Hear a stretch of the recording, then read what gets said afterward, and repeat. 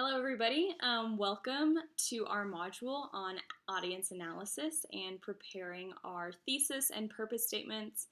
This is really important moving forward. This is probably one of the most, if not the most important thing that we talk about in this class, because this will help you in your everyday, day-to-day life and preparing all sorts of different kinds of presentations and just being able to communicate with a lot of different kinds of people.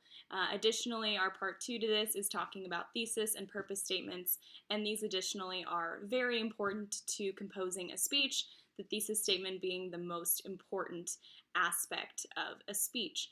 And so I'm actually going to do something a little bit different today. I'm going to use my own PowerPoint that I have used in class in our live face-to-face classes before, just because I think it's a little bit more comprehensive for our understanding of audience analysis. I will post this PowerPoint also. Know that the other PowerPoint I will go through later in this lecture to go over thesis statements and purpose statements. That one will stay available to you, and that is the one that our quizzes are based off of, but this one will give you a broader understanding of audience analysis, and I think it's more fun to look at also. So we'll go ahead and get started. And what I really want to say first about audience analysis is this is how you connect with your audience. I know a lot of you stated as one of your goals that you wanted to be able to connect and communicate effectively with people, and this is a huge part of how you do that. So defining audience analysis is really just how advertisers do their jobs, how if you're in marketing or advertising, you really want to zone in on a specific target audience and connect to them. So audience analysis, here's our definition, is the process of gathering and analyzing information. It's about audience members' attributes and motivations. And we use audience analysis with the explicit aim of preparing your speech in ways that will be meaningful to your specific audience. So I know a lot of the speeches that we give are about what we are interested in as speakers, what we care about, what we are passionate about, and that's important. But it's also important to have, what I say down here, an audience-centered perspective. So we don't want to be selfish speakers that are only focused on our own interests, but we want to be speakers that are interested in the goals and the motivations, and we want to care about what the audience cares about also. So audience analysis is about having this audience-centered perspective down here. So we want our speech to be meaningful to our audience. We want to connect with them. So I talked a little bit about why that's important. We want to care about what they care about. And if we're only focused on ourselves, then they're not going to listen. They're going to tune out. They're not going to understand fully and decode the message the way that you meant to encode that message. So we really do care about tapping into our audience's perspective, their beliefs, their ideas, and their values, which we're going to talk about next. So this is important. I almost guarantee this will be a quiz question, so please know the difference between audience's attitudes, beliefs, and values. They're kind of on a spectrum. So we start with attitudes as the easiest to change about your audience. Then we move to beliefs, which are a little bit more difficult to change, and they are, a little bit more held deeply in an audience's perspective. And then finally, values. It is the most important thing that people hold dear to themselves. You are probably not going to be able to change your audience's values in a speech, and so that's just important to note. So let me give you some examples. Attitudes are things that you think are good or bad. They're about objects, people, or ideas. So this would be something even as minuscule as if pineapple is good on pizza. That is about just a really simple attitude that you have about something. You can say pineapple on pizza is good or pineapple on pizza is bad. This can even be about politics. This specific person is good, or this specific person is bad, or this party is good, or this party is bad. That is an attitude that someone holds about something.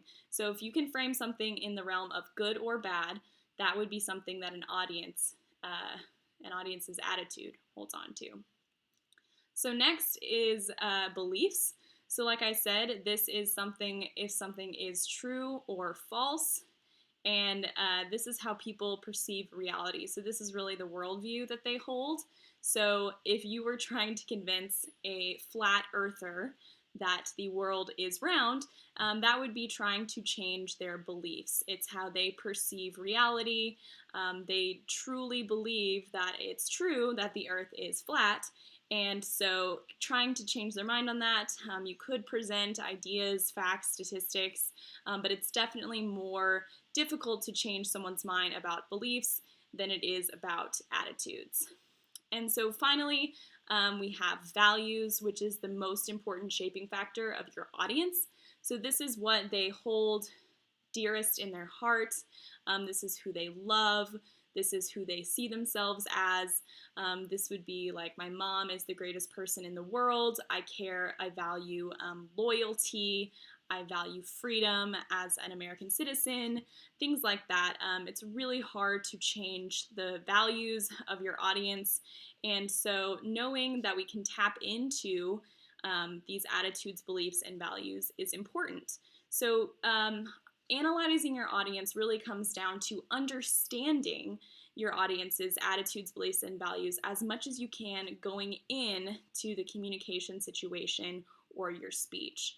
So if you understand what they think is good or bad, what they think is true or false, and what things they hold dearest, it'll be easier for you to connect to your audience because you'll be able to tap into those. And it's not exploitation or manipulation, it's just caring about what your audience cares about.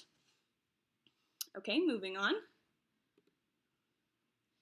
Another important part of audience analysis is you want to know a little bit about how much your audience knows before going into a speech or presentation. So if this is a new topic that nobody's heard of before, maybe you're discussing a really specific aspect or theory of your major, and it's not really known to anyone, you really want to present why this topic is relevant to your audience. Audiences really care about why things are important to them.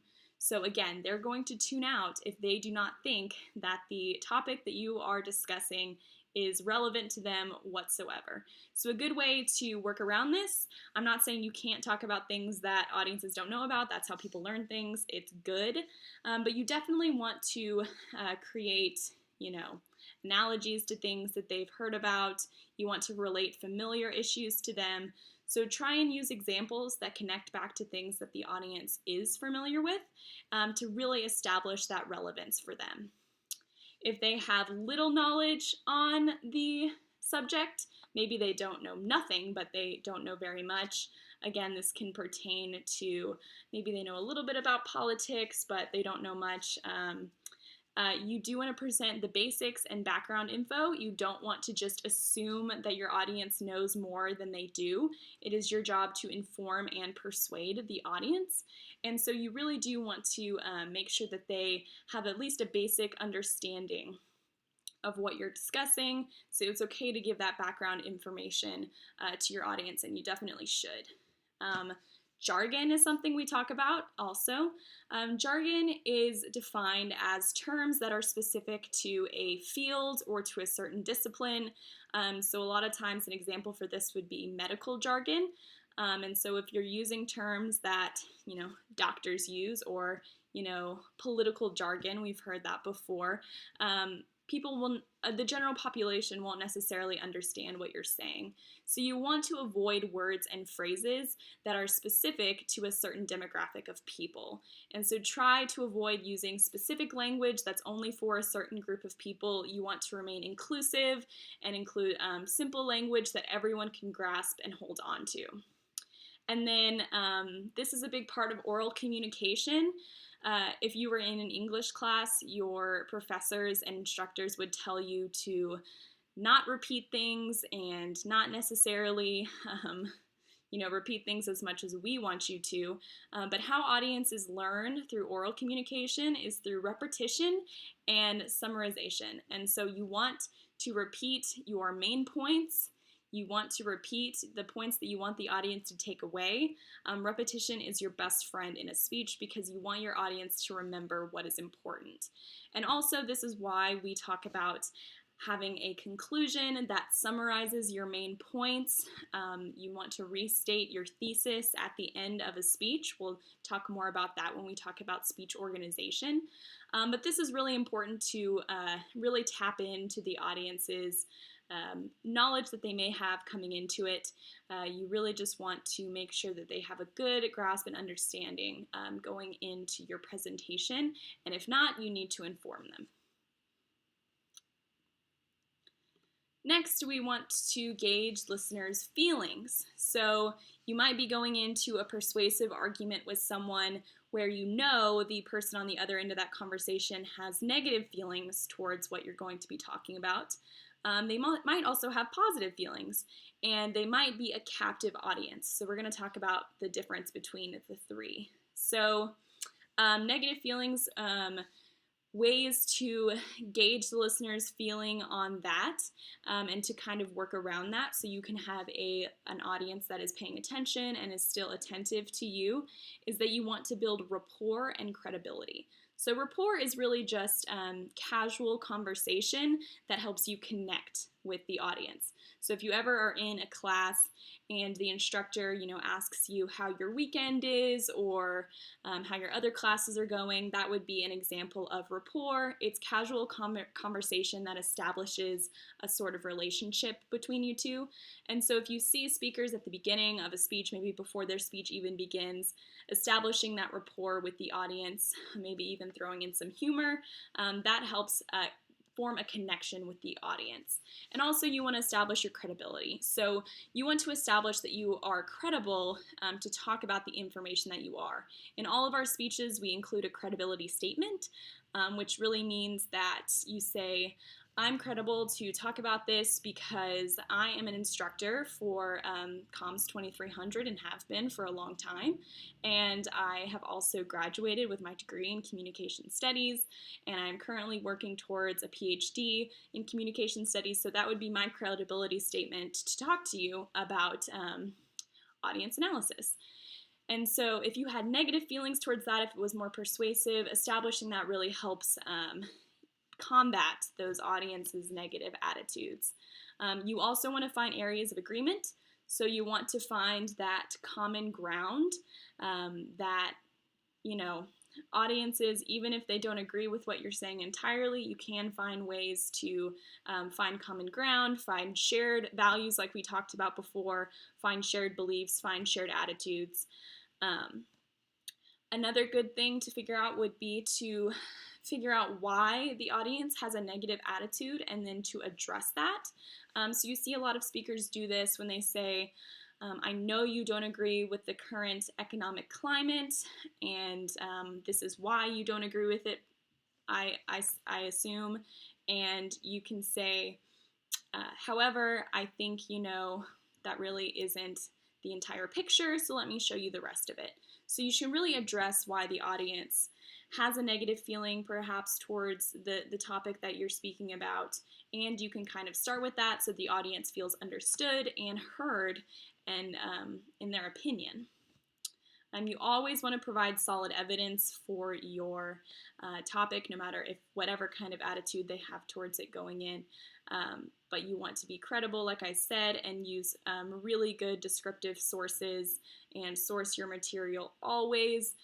You want to back up your claim with solid evidence, whether that be qualitative evidence or quantitative evidence, using fact statistics or personal stories or other people's stories.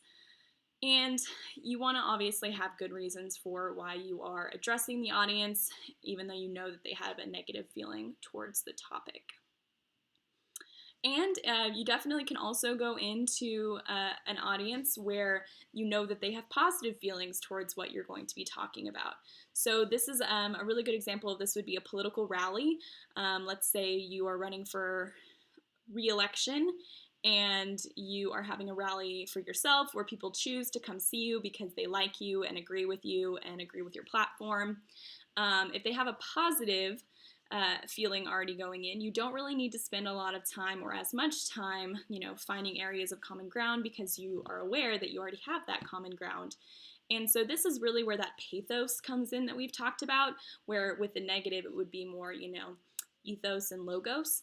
This one would really be that pathos where you stimulate your audience's feelings, you ignite their passion for your cause, using vivid language, using artistry, using style like we've talked about before. That can be verbal and nonverbal. And so really captivating your audience with your language and your pathos is how you can tap into your audience's positive feelings towards what you're talking about. And finally is having a captive audience. So perfect example of this would be you all. Every time you take a class that is required, you are a captive audience, which means, if you think about it like holding someone captive, that's a pretty, drastic way to phrase that, but you all have to be here. I guess you don't necessarily have to watch this video, but definitely in a live class. You have to be there, you have to be present, and as a speaker, you have to be aware if your audience is captive, because that puts on a whole different layer of how you should try and connect with your audience. So you want to emphasize what is most relevant and, again, important to the audience. You cannot be self-centered and just ramble on about what you think is important and not connect back to the audience. You want them to pay attention, so again, you try and use enthusiastic language and gestures, and you want to engage them as much as you can with your nonverbals, your facial expressions, and things like that.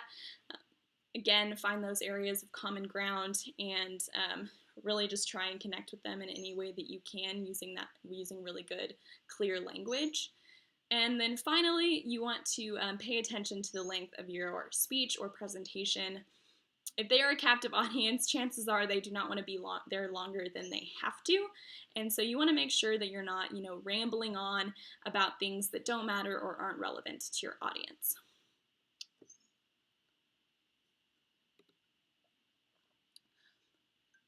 Which brings me to, how do you make your audience like you? And so once we've analyzed our audience to kind of see, gauge their feelings, attitudes, beliefs, and values, really good ways to make your audience connect with you is identification. So this comes from really Kenneth Burke.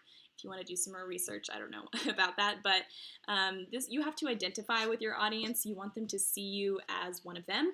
And so ways that you do this are eye contact and good body movements, good body language. We've talked about that before.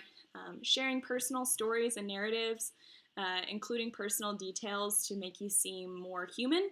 This is especially relevant in a mediated space because you could just see me as a floating head on a screen as opposed to a human being and an instructor. And so incorporating good personal narratives is important. This is why we also do introductory speeches to give everyone a little bit of a personal background so that it's easier for you to connect with your audience. And studies show that sharing personal narratives, whether they be triumphant or, more sad and somber, it just really helps the audience sympathize and empathize with you either way.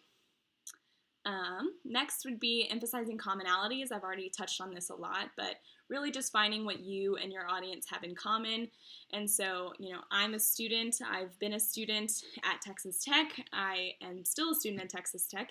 And so I identify a lot with you all. I did my undergrad at Texas Tech as well. And so emphasizing those commonalities, especially when it comes to, technical difficulties or, grade disruptions or things like that, I really do want to emphasize that I have been in your shoes. I'm still in your shoes in a lot of ways. And so that will help your audience, to connect with you on a deeper level. And a really important thing, I note this to my students all the time, but you want to use inclusive language such as we. That's one of my favorite words to use in speeches is we and our. So our school at Texas Tech is really important to all of us. We are a, Texas Tech student body. Phrases like that really do help connect your audience. So talking about, you and I, you and me, as one, as a collective, really helps you connect to your audience as well. So finally, what I'm going to touch on in this section is audience demographics. So hopefully we've all heard the phrase, target audience. This is thrown around a lot in the advertising world. But advertisers, marketers, they all go for a specific target audience. So I'm a millennial. I know some of you probably are, and some of you are probably Gen Zs, which is cool. But a lot of advertisements are targeted to our age group.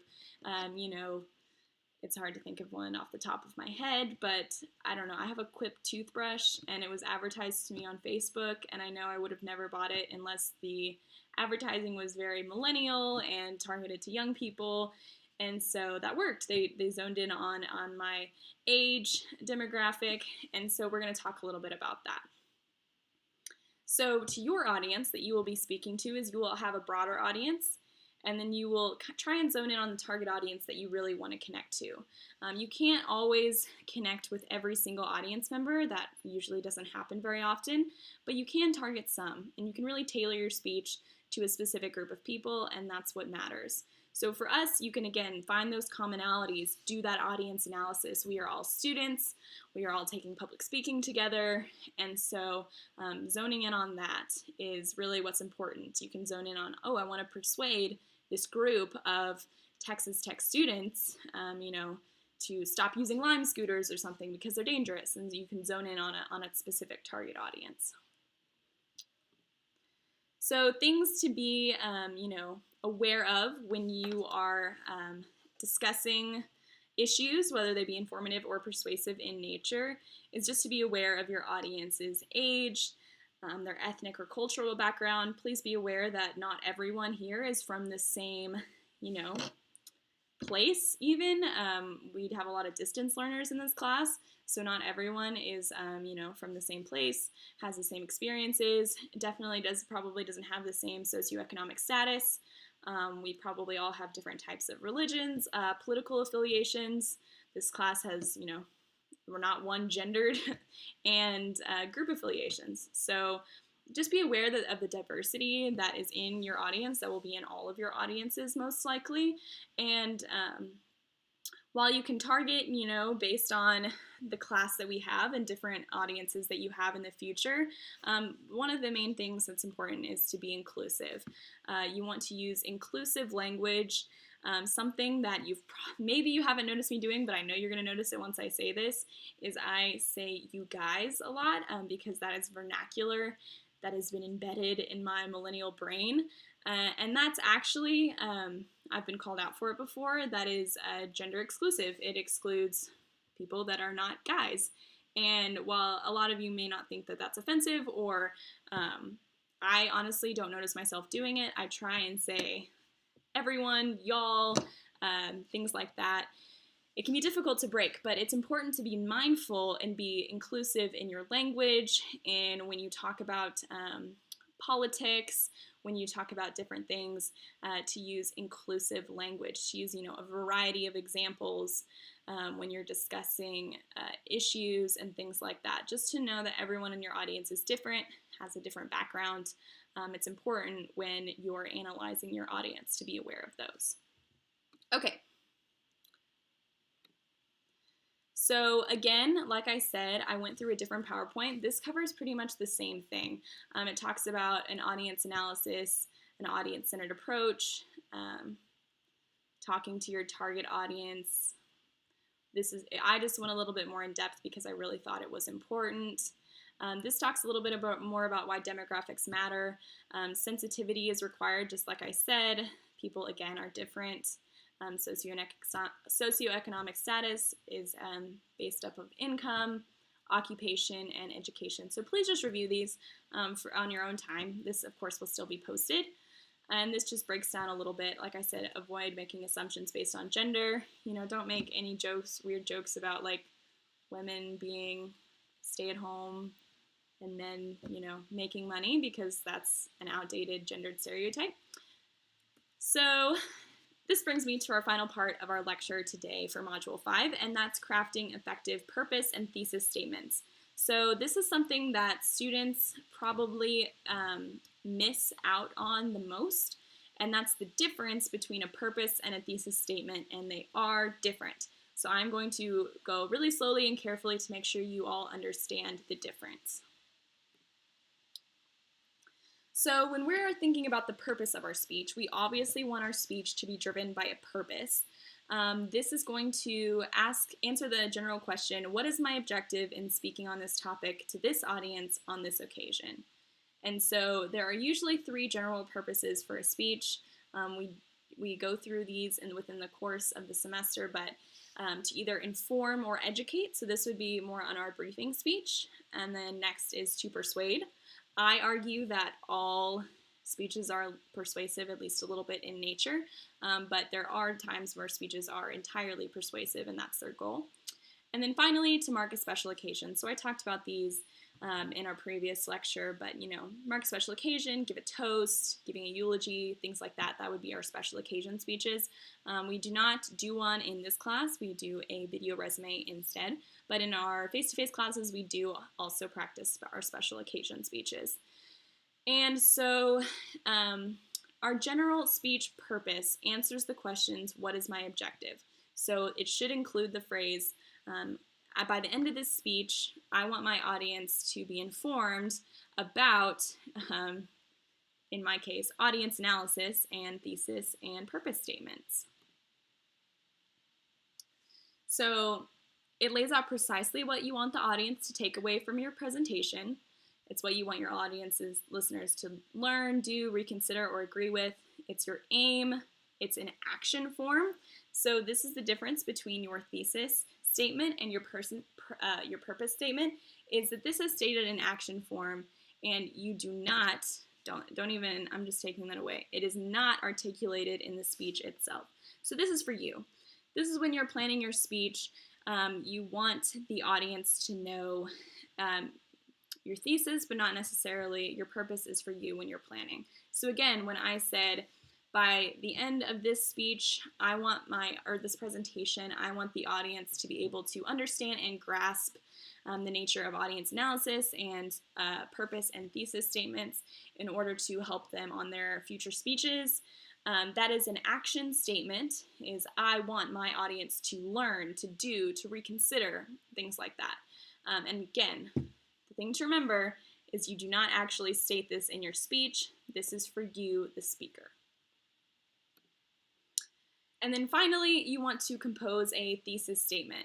So this is the most important line in your speech. This is the most important thing you'll say in your speech, and you will say it more than once. But this is your central idea. So this is the theme of the speech. You state it in your introduction and your conclusion in a single declarative sentence. I'm sure you've heard the term thesis statement before, for English papers and things like that. But it expresses what you attempt to demonstrate in the speech, and you must state it clearly. It is the most important part. In your entire speech, all of your main points rest on it. So let's say your thesis statement's up here, and then all of your main points need to fall under that thesis statement, just like it would in an English essay. So an example, if my purpose statement was for you all to understand and grasp the concept of audience analysis, for example, my thesis statement might be something like, audience analysis is important to understand because it helps us gauge the listener's beliefs, attitudes, and values. So that is more of a declarative statement about what the entire speech is about. You can think about it more as a topic sentence for the entire speech, although you'll want to have topic sentences for your main points as well. And so really just think about this as the theme of the speech. You don't want to start it with, by the end of this speech, the audience will be able to blah, blah, blah, blah, blah. That's not correct. That's your purpose statement. This one is just telling you what it is about. So you might say something again, to give a different example, is thesis statements are valuable because they help frame the entirety of the speech. They are a single declarative sentence, and you must say them within your speech. So again, this is something that overarches the entire idea, and it is not just for you, it is for the audience to be in on as well. It is the most informative part of your speech. And so if you have any questions about the difference between a purpose statement and a thesis statement, I'm here to answer those. But that's about all I have for you to guys today. See, I did it again. You all today, not guys.